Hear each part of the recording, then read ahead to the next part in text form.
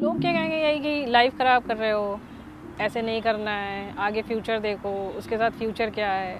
वही लोगों की जो बातें होती हैं, मोस्टली वही बातें रहती थी सारे लोग। मैंने भी कई बार बोला इससे कि अनामिका छोड़ो यार, ऐसा ऐसा है, काफ़ी प्रॉब्लम होगी। तो इसका एक ही जवाब रहता था, सपोज करो अगर हम लोग शादी कर लेते, एक दिन बाद एक्सीडेंट हो जाता तो भी मैं छोड़ देती क्या?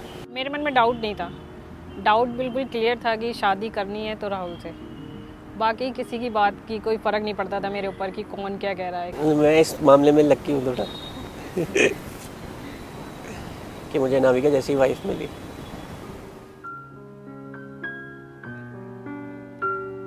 बस बस नहीं।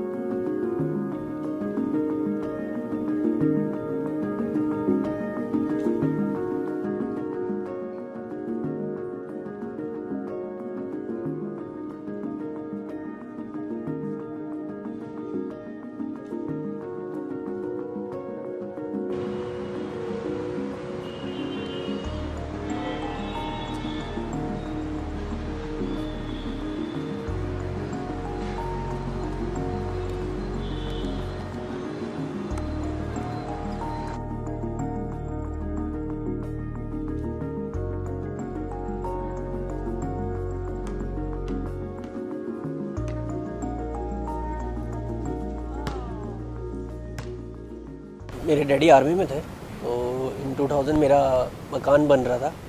तब मैं अनामिका के पड़ोस में मेरा मकान बन रहा था, तो हम लोग मिले जनरल कैजुअली। उसके बाद से खेलना कूदना सब कुछ साथ साथ चलता रहा। यहाँ से स्टार्ट हुआ, फिर धीरे धीरे खेलना कूदना साथ में रहना सब कुछ साथ साथ चलता रहा। और इन 2008 मैंने अनामिका को प्रपोज़ किया।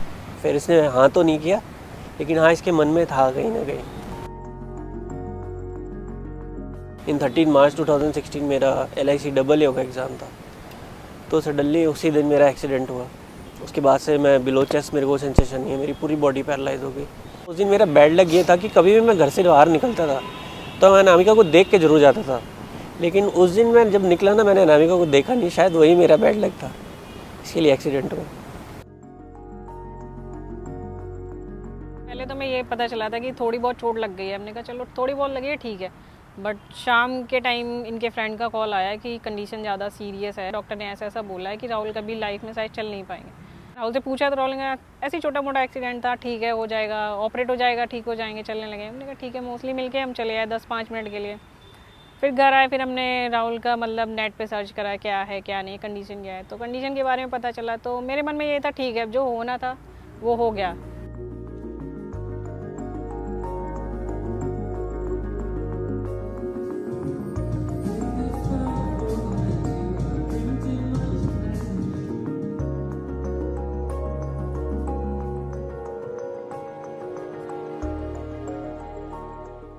टू 2019 में मैं चंडीगढ़ स्पाइनल रिहैब सेंटर आया रिहैब लेने के लिए।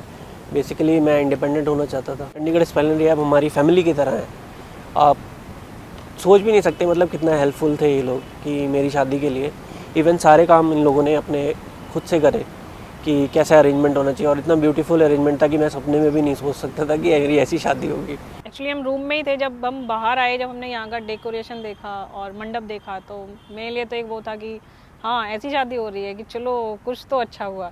मतलब लाइफ में कुछ तो चाहिए होता है ना इंसान को, तो बहुत अच्छा लगा था देख के।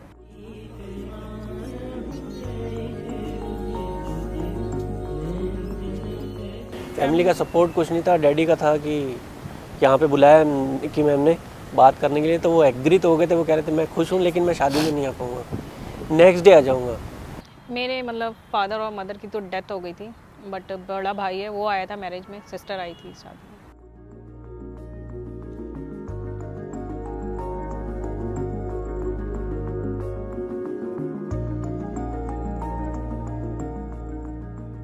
जो ड्रीम पहले थे वो अभी भी है कि हाँ अच्छी फैमिली सेटल करनी है, सब कुछ करना है। जो हमने पहले ड्रीम रखे थे वही सब करना चाहूँगा कि मेरी अनामिका को ये ना बोल सके कोई कि जो तुम्हारा हस्बैंड जो है व्हीलचेयर पे कुछ कर नहीं सकता। मैं सबको ये बोलना चाहूँगा कि मैं बहुत कुछ कर सकता हूँ।